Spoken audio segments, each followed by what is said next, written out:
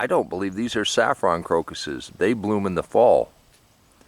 But these crocuses are beautiful. Thunderstorm and a warm day, spring is coming. Hi, welcome back to the garden. Today is Wednesday, March 1st.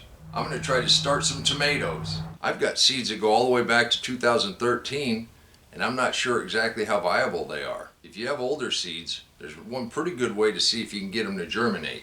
What I'm going to do is I'm going to take paper towels, and this is a pink tomato, and I'd kind of like to see if we can get at least one of these seeds to germinate. You just put them in soil. It's like turning them loose into the wild. You never know exactly what happens. This way at least I can see if they're going to germinate. So basically you just set them on the paper towel. Get the paper towel damp. Fold it over. This is a steakhouse hybrid. I only have a few of these seeds left. Let's see if we can't get these going this year.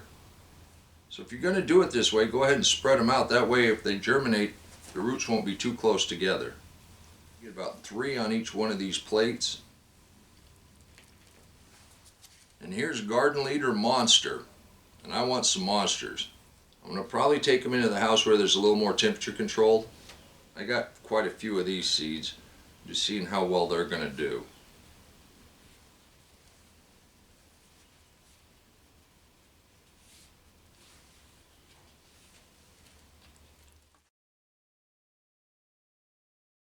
I know what mortgage lifters do. I'd like to have a couple of those this year. So we'll see if we can't get some of these seeds to germinate. And we got some Eva purple, and I sure do like purple tomatoes. So we're going to go ahead and give these all a shot.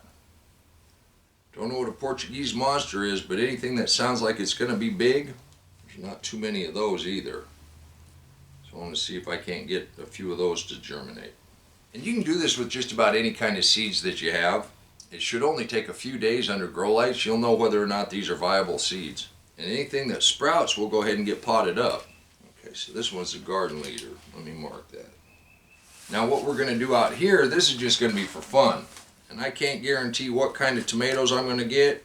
We saved seeds off of the ones that we liked, and then they kind of got mixed together. Just take a flat, put some soil in there.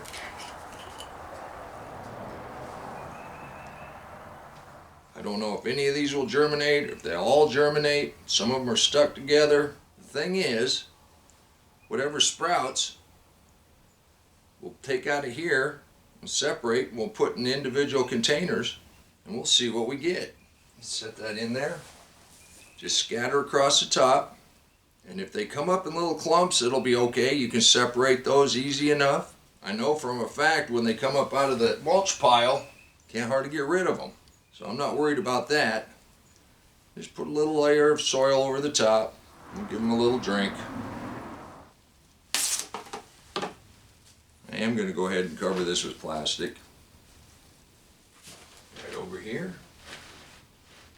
And we should be in good shape. This is the first time I've tried these methods, and I'm assured they're going to work. We'll see what we get. You get a couple decent sunny days and a rainstorm, beets are doing great. You can do this too, and the deep mulch is a great way to garden. If you want to learn more about deep mulch, click that link right there and I'll meet you back here in the garden. And until next time, remember, take care of yourself, take care of your family, and God bless you.